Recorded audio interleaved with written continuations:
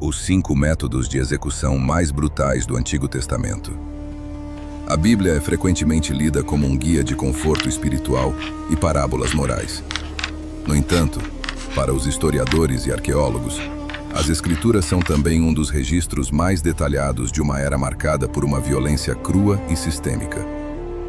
O Antigo Testamento descreve um mundo onde a justiça não era apenas uma sentença, mas um espetáculo público de dissuasão.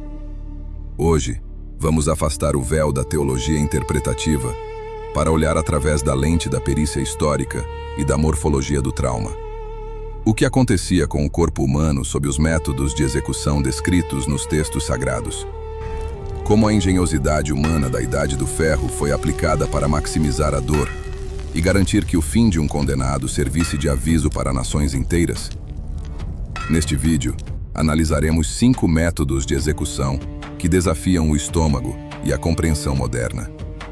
Desde a morte lenta por esmagamento até o destino final de rainhas e profetas, prepare-se para uma jornada técnica e sombria pela anatomia bíblica.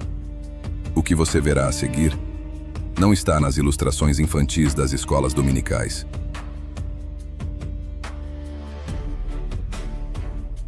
Modo 1. O apedrejamento. A morte por trauma multifocal. O apedrejamento é talvez o método de execução mais citado na lei mosaica. Mas, tecnicamente, o que é um apedrejamento? Não se tratava de uma multidão lançando pequenas pedras de forma aleatória até o cansaço. Era um procedimento ritualístico e jurídico, desenhado para ser uma execução comunitária.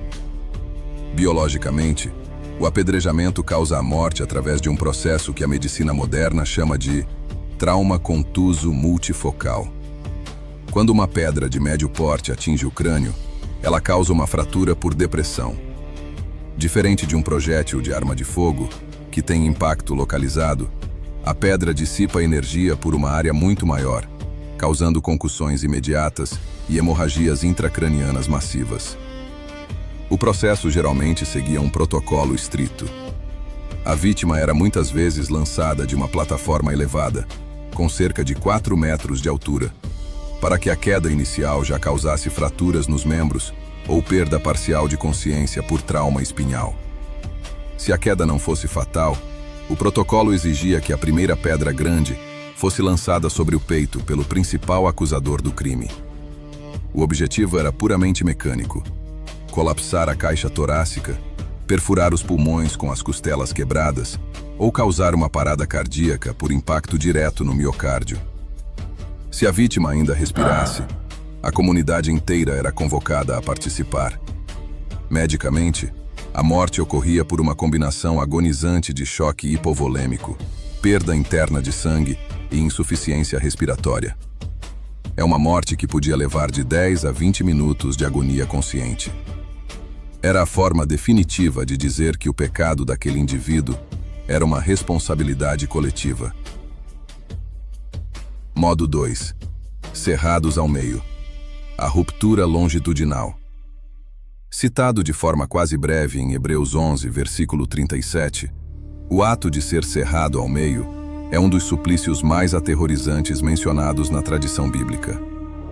A tradição judaica afirma que o profeta Isaías encontrou seu fim desta maneira sob as ordens do rei Manassés. Diferente das execuções romanas que buscavam a morte por exposição prolongada, a serração buscava a ruptura mecânica absoluta dos sistemas vitais. Relatos sugerem que a vítima era colocada dentro de um tronco de árvore oco ou amarrada de cabeça para baixo. Mas por que inverter o corpo? A explicação é puramente biológica.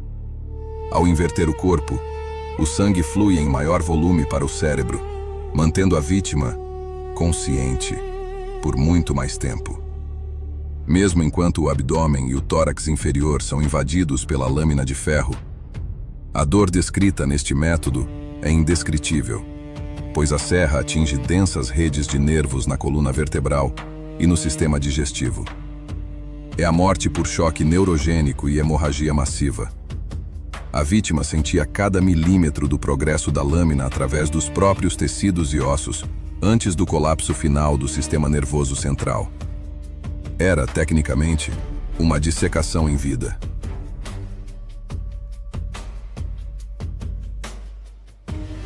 As grades de ferro, a vingança técnica de Davi. Em 2 Samuel, capítulo 12, encontramos um relato muitas vezes ignorado nas leituras rápidas.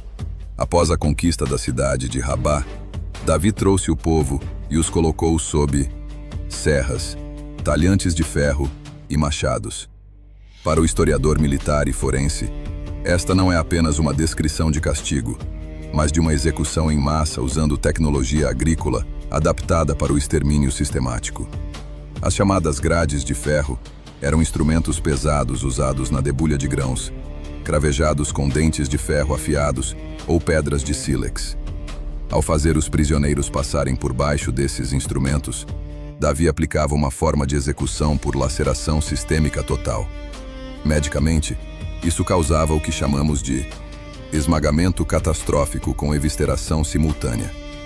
O peso do instrumento quebrava instantaneamente costelas e coluna, enquanto as pontas de ferro rasgavam músculos e órgãos internos. Não havia chance de sobrevivência.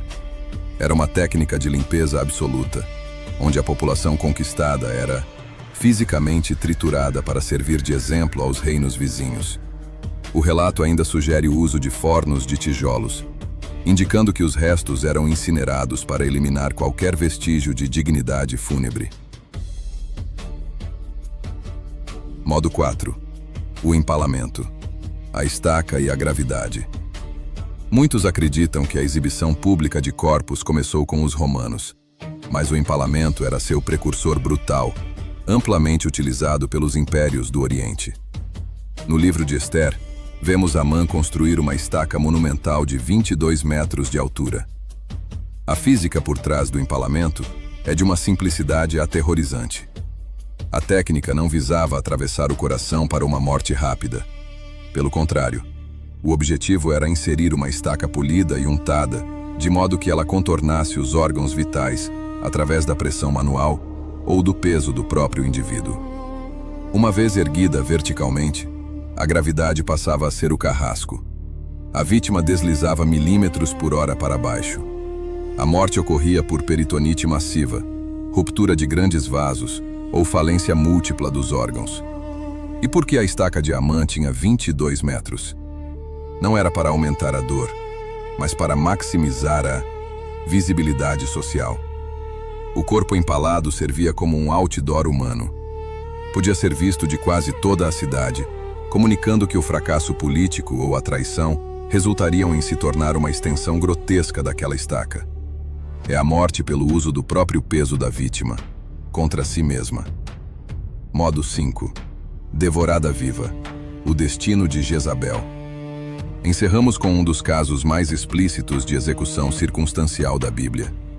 A morte da rainha Jezabel, descrita em 2 Reis, capítulo 9. Jezabel não foi apenas morta, ela foi apagada da história biológica. Após ser empurrada de uma sacada por seus próprios funcionários, o corpo sofreu o trauma da queda e o pisoteio repetido dos cavalos de Jeú. Mas o horror real estava apenas começando. Cães selvagens de rua, carniceiros comuns em Israel antigo, devoraram o cadáver em minutos. Medicamente, predadores focam primeiro nas partes moles do abdômen e nas vísceras. Quando os oficiais voltaram para enterrá-la, encontraram apenas o crânio, os pés e as palmas das mãos. Para os antigos, essa era a morte segunda. Não ter um corpo para enterrar significava a negação de qualquer memória ou paz na vida após a morte. Jezabel foi, literalmente, processada pelo sistema digestivo de animais, a forma mais absoluta de humilhação física e espiritual registrada nas Escrituras. A história bíblica é um reflexo da natureza humana em seu estado mais cru e impiedoso. Entender a brutalidade desses métodos não altera a mensagem espiritual, mas revela o verdadeiro custo da justiça na antiguidade. A morte era física, pública e tecnicamente desenhada para o terror. Se esta análise foi interessante para você, deixe seu like. Qual desses métodos você considera o mais perturbador da Idade do Ferro? Comente abaixo. Inscreva-se no canal Arquivo Brutal Bíblia para mais dossiês sobre o lado real da história. Até a próxima!